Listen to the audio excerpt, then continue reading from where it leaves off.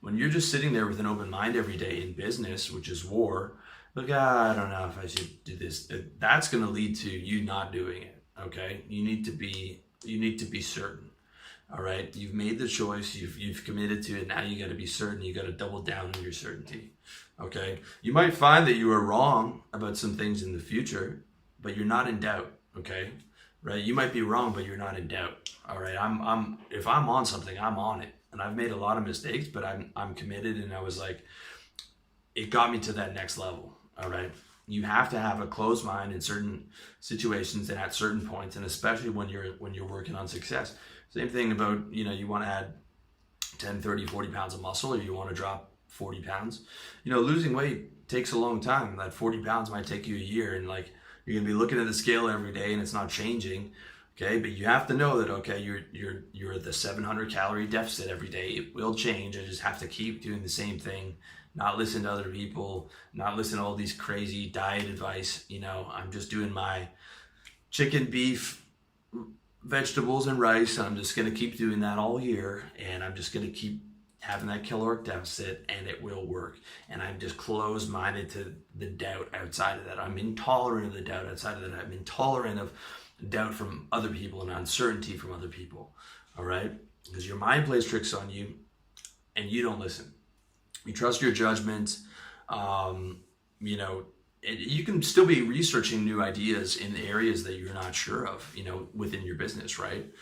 But when you commit to that specific idea, like, this is what I'm going to do, then you just follow through on that idea, okay, with that closed mind, and pursue it consistently. Like, tenacious, stubborn, relentless. These are characteristics of a closed-minded person. When you hear those success characteristics, that's not your hippy-dippy, open-minded type of a person, okay? Now, I have both of those. I'm open-minded and closed-minded, but I am closed-minded in my business, in what I'm doing, in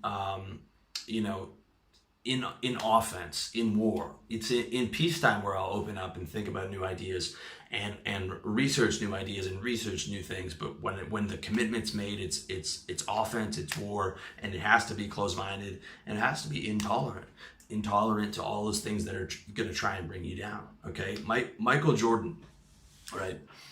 He had the idea since he was a kid that he's going to be the best of all time, right? He got cut from his high school basketball team, right? Could you imagine the coach cutting Michael Jordan?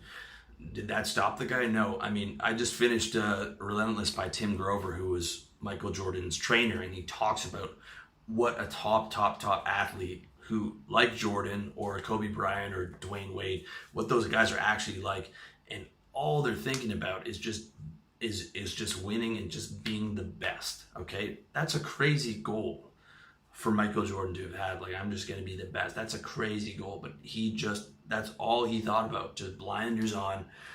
All he cared about was being the best of all time, right? And he accomplished that. Okay, I'm not saying you're going to become the best basketball player. I would have a prayer playing in the NBA, but when you've actually researched the decision and you've and you can see it and you've made your mind up, you have to have that closed mind. If you're wavering, it means for sure, and your mind is too open, it means that doubt's going to come in. It means that you're going to question your decision, and if you follow that logic, it means that you're going to stop and not make it. Okay, so you have to be certain. You can be wrong, but you can't be in doubt when you commit. Okay, you can go at something and it proves itself wrong, and you have to pivot, you have to change course, but you can't let that doubt come in, and that comes from having that castle unguarded, right?